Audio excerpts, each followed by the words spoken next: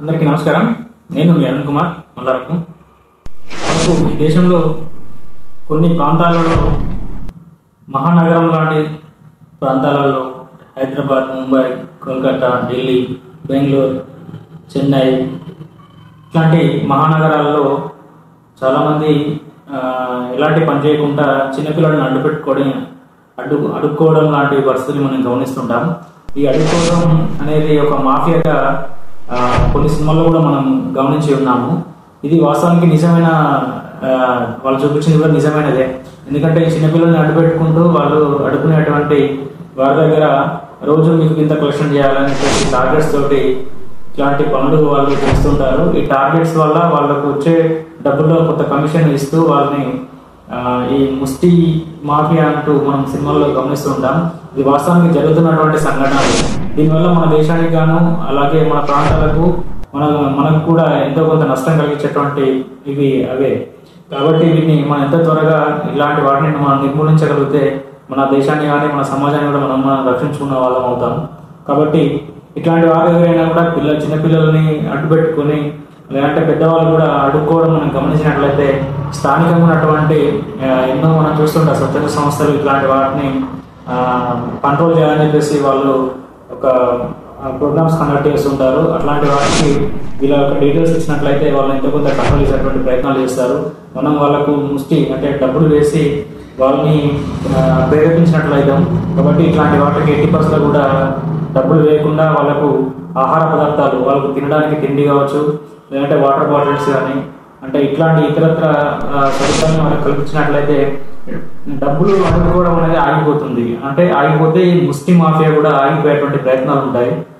ఇట్లాంటి వాతావరణాన్ని మనం ఇట్లా ప్రేరేపించినట్లయితే చాలా వరకు ప్రాంతాల్లో అడుక్కునేటువంటి వ్యవస్థని మన దేశంలో కూడా రద్దు చేసిన వాళ్ళం అవుతాం. ప్రభుత్వం కూడా చాలా వరకు ఇట్లాంటి వాళ్ళకి నెట్ షెల్టర్లు ఏర్పాటు చేస్తూ ఇట్లాంటి వాటిని అంటే మన అడుక్కోదంటూ వాళ్ళకి ఎంతో కొంత సదుపాయాలను కల్పిస్తుంది. కానీ అయినా కూడా ఇది మాఫియా రూపంలో ఉంది కాబట్టి దీన్ని కంట్రోల్ చేయడం ప్రభుత్వం వల్ల కూడా అవ్వట్లేదు.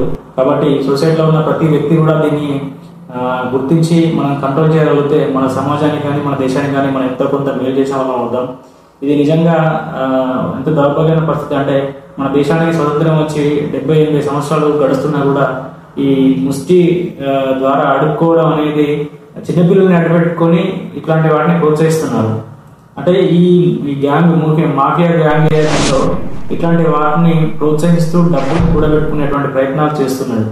మనం కొన్ని చోట్ల మాఫియా ద్వారా అంటే ఇట్లాంటి వాటిని చిన్నపిల్లల్ని ఎత్తుకుపోయిన పరిస్థితిని కూడా మనం గమనిస్తూ ఉంటాం. చిన్నపిల్లల్ని హాస్పిటల్లో కావచ్చు, లేదంటే బాగా రద్దీ ఉండే ప్రాంతాల్లో కూడా మనం ఈ పిల్లలు తప్పిపోవడం అని చెప్పేసి మనం గమనిస్తుంటాం.